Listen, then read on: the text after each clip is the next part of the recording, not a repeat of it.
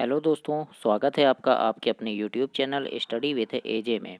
इसमें आज की वीडियो में हम देखते हैं आपकी एट ग्रेड अभ्यास पुस्तिका, जो आपकी सामाजिक विज्ञान विषय की है और कक्षा छठवीं के बच्चों के लिए आई हुई नई वाली वर्कबुक है।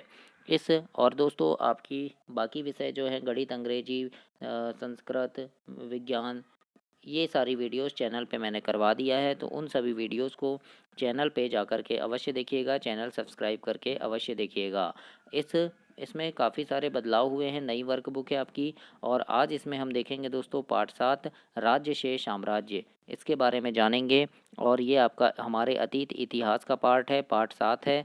और इसमें काफ़ी सारे बदलाव हुए हैं और उन बदले हुए प्रश्नों के साथ आइए देखते हैं अध्याय नंबर 7, राज्य से साम्राज्य तक, इसके बारे में जानते हैं।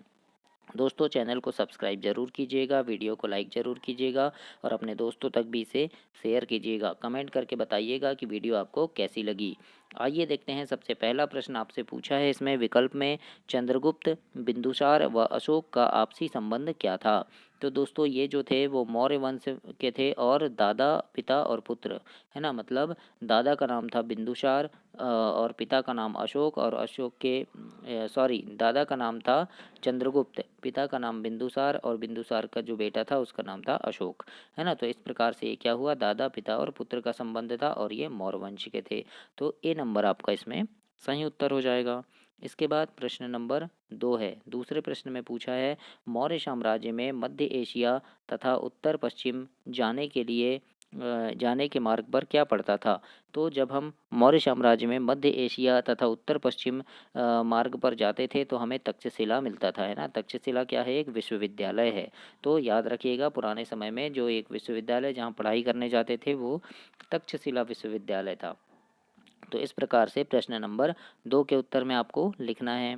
इसके बाद प्रश्न नंबर तीसरा है। तीसरे प्रश्न में लिखा है, सम्राट अशोक के समय अभिलेखों की भाषा और लिपि क्या थी। तो उनकी भाषा थी दोस्तों प्राकृत भाषा और ब्राह्मी लिपि। मतलब प्राकृत भाषा थी और लिखने की जो लिपि है, हम जो लिखते हैं, जैसे ये हिंदी लिखा है तो हिंदी किस में लिखा है, देवनागरी में। तो उनकी लिपि क्या थी, ब्राह्मी लिपि थी। तो याद रखना प्राकृत और ब्राह्मी ये आएगा इसमें। दोस्तों यहाँ पर मैं आपको प्रश्न क्लियर करवाने के साथ साथ, लिखवाने के साथ साथ समझा भी रहा हूँ ताकि आपको ये समझ में आए, ताकि आपके परीक्षा में भी काम आए और आपको हमेशा याद भी रहे। इस प्रकार से काफ़ी अच्छे से देखिएगा वीडियो को। प्रश्न नंबर चौथा है। इसमें लिखा है, मेगस्थनीज ने 750 बुर्ज और 64 द्वारों वाले किस मौर्यकाल नगर का वर्णन किया है। तो उन्होंने पाटलिपुत्र का वर्णन किया है। तो ए नंबर इसमें सही उत्तर होगा आपका पाटलिपुत्र। तो याद रखना वहाँ पे कितने बुर्ज थे, तो 570 बुर्ज थे और 64 द्वार यानी दरवाजे थे, है ना। इस प्रकार से पाटलिपुत्र नगर था। प्रश्न नंबर 5 में आपसे पूछा है, इसमें पाँचवें प्रश्न में, मौर्य साम्राज्य की स्थापना किसके द्वारा की गई थी। इसमें उसकी सहायता किस व्यक्ति द्वारा की गई। तो याद रखना, मौर्य साम्राज्य की स्थापना दादा चंद्रगुप्त मौर्य ने की थी, है ना। जो किसके दादा थे, अशोक के दादा थे चंद्रगुप्त मौर्य, उन्होंने की थी। और इसमें उनकी सहायता चाणक्य या कौटिल्य नाम की के एक बुद्धिमान व्यक्ति के द्वारा की गई थी, यानी कौटिल्य नाम का एक बुद्धिमान व्यक्ति था, उसके द्वारा इनकी सहायता भी की गई थी। तो इस प्रकार से आपको प्रश्न नंबर 5 के उत्तर में लिखना है। इसके बाद आगे देखते हैं, छठवें नंबर का प्रश्न है। प्रश्न नंबर 6 में लिखा है, मौर्य वंश के प्रमुख राजाओं के नाम लिखिए। तो मौर्य वंश के जो प्रमुख राजा थे उनमें पहला लिख देना चंद्रगुप्त मौर्य, दूसरे में लिख देना बिंदुसार और तीसरे में लिखना अशोक। इस प्रकार से आप उनके उन राजाओं के नाम लिखेंगे। इसके बाद प्रश्न नंबर 7 है। 7वें प्रश्न में लिखा है दोस्तों, इस काल की तक्षशिला एवं उज्जैन की प्रसिद्धि के क्या कारण थे। तो उत्तर में लिखेगा कि इस काल में तक्षशिला उत्तर पश्चिम और मध्य एशिया के लिए आने जाने का मार्ग था। दूसरी तरफ उज्जैन उत्तरी भारत से दक्षिण भारत जाने वाले रास्तों में पड़ता था। इस प्रकार से आपको 7वें नंबर के प्रश्न में लिखना है। इसके बाद हम प्रश्न नंबर 8 देखते हैं। 8वें प्रश्न में आपसे पूछा है इसमें कि मौर्य साम्राज्य के प्रशासन की प्रमुख विशेषताएं लिखिए।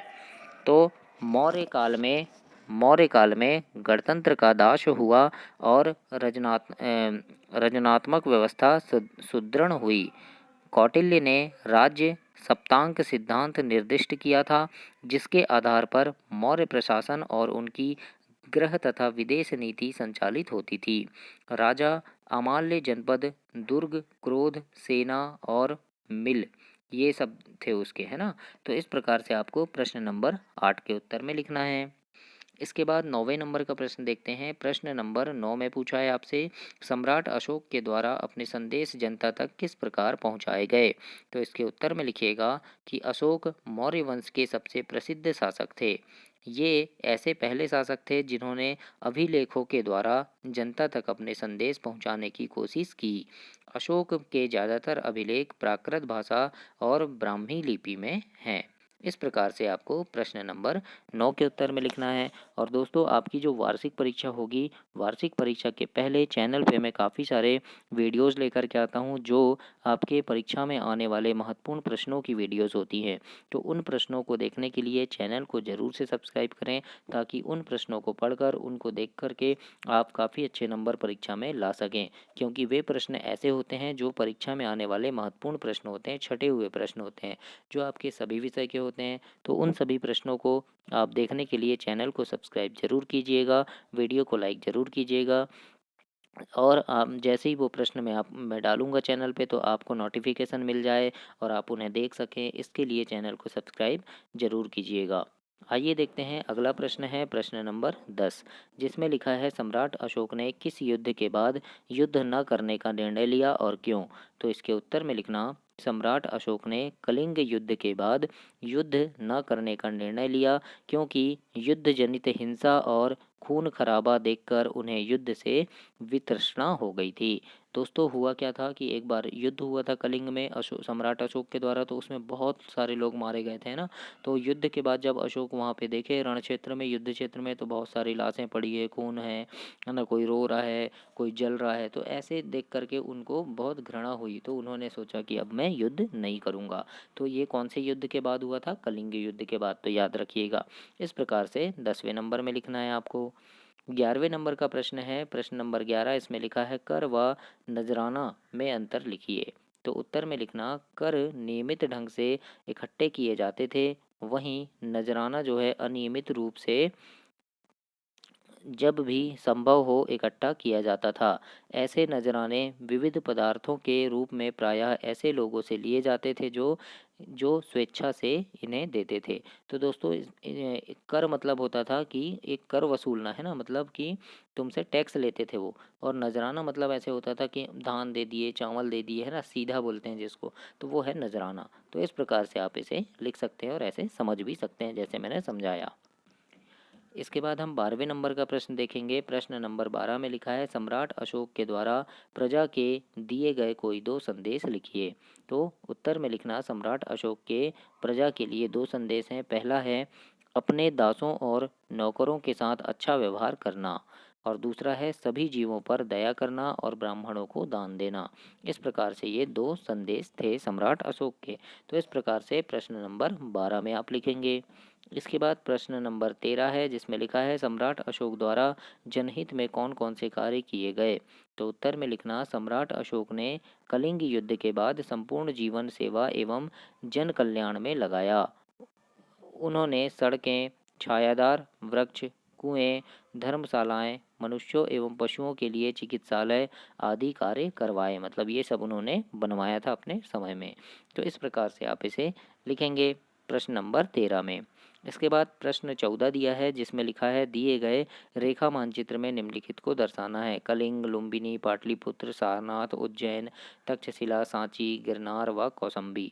इनको आपको यहाँ पर दर्शाना है कि कौन कौन सी चीज़ें कहाँ थी। तो ये भारत का नक्शा दिया है, भारत का मैप दिया है।